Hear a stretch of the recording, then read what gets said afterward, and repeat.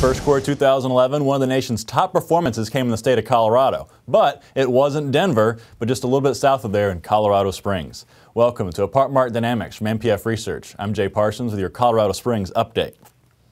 So it's always interesting to look at some of these secondary markets where revenues could really shift on a dime due to their smaller size. And we always like to highlight a few that are really riding the wave at any given time. And in the early months of 2011, that one is Colorado Springs more than anything else. Take a look at some numbers here, starting with the occupancy story. Overall occupancy jumped 1.2 percentage points between December and March, up to a rate of 95.2%. That's the best rate seen here since fall 2007. And it puts Colorado Springs ahead of Denver, another hot market, obviously a much larger one, where occupancy is at 94.1%.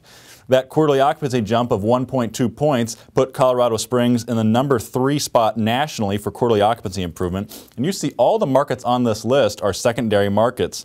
Dayton, the Fort Myers-Naples area, and Tucson. But those other 3 markets, all of those were markets that were harder hit during the recession and are just now beginning to see some recovery, whereas Colorado Springs has pretty much recovered both on the occupancy side and in the pricing side. And speaking of pricing, let's take a look at some rent numbers.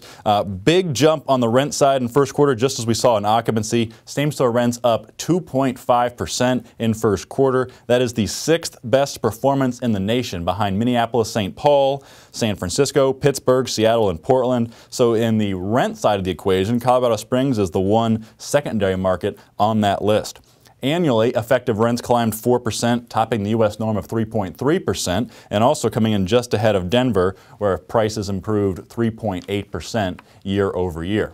Now let's take a look at some submarkets real briefly. NPF Research tracks 5 submarkets in the Colorado Springs area. All but one of them have occupancy rates above 95%. The exception is the most affordable one, Southeast Colorado Springs, where occupancy is at just 93.4%. That one also saw the weakest rent growth performance in the past year, rents up 2.2%. And all other submarkets, we see annual rent growth of 3 to 5% and occupancy rates of 95 to 97%. For the years ahead, everyone is real high on Denver right now, and for good reason. But does that optimism extend south to Colorado Springs?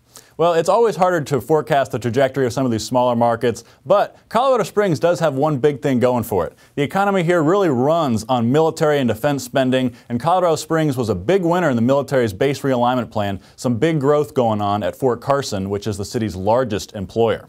That wraps us up for Colorado Springs. Until next time, for Apartment Market Dynamics and NPF Research, I'm Jay Parsons. Thank you for watching.